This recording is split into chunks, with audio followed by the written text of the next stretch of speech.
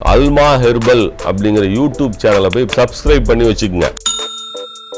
இந்த சோற்று கற்றாழைன்னு சொல்லுவாங்க பார்த்தீங்களா, நிறைய பேர் வீட்டில் கூட அது வாசலில் வச்சுருப்பாங்க. நிறைய இடத்துல அது சாதாரணமாகவும் இருக்கும். இது நிறைய நன்மை கொடுக்குது அப்படின்னு சொல்கிறாங்க. அதுக்கேற்ற மாதிரி கெடுதலும் கொடுக்குதுன்றது கேள்விப்படுறோம். ஸோ என்னென்ன மாதிரியான கெடுதல் கொடுக்குது அதை முதல்ல சொல்லுங்கள்.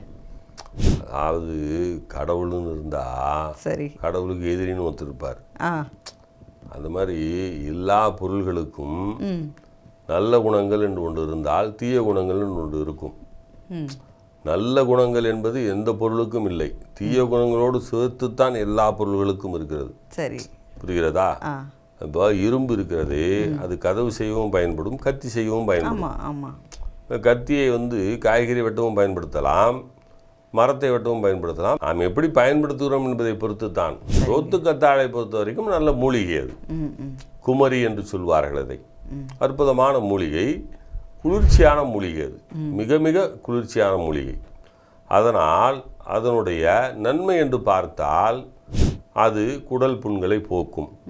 சரி, ஒருவருக்கு சளி இருக்கிறது, அவருக்கு குடல் புண்ணும் இருக்கிறது, அவர் சோற்று கற்றாழை சாப்பிடலாமா என்றால் சாப்பிடக்கூடாது. காரணம், உடல் புண்களை ஆற்றுகிறதோ இல்லையோ அவர் சளியை அதிகப்படுத்தி விடும். இங்கேதான் பிரச்சனை இருக்கிறது. ஒருவருக்கு சைனஸ் இருக்கிறது, ஒருவருக்கு சைனஸ் இருக்கிறது, மூக்கு அடைத்து கொண்டு இருக்கிறது.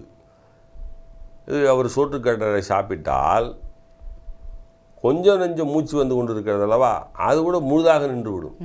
அவ்வளவு குளிர்ச்சி அது. அப்போ சோற்று கற்றாழை யார் சாப்பிட வேண்டும், யார் சாப்பிடக்கூடாது, இதை தெளிவாக தெரிய வேண்டும் என்று சொன்னால் அவர்கள் தங்கள் உடம்பை பற்றி தெரிந்து கொள்ள வேண்டும். அதற்கு அல்மா சித்த மருத்துவமனை அணுகுங்கள்.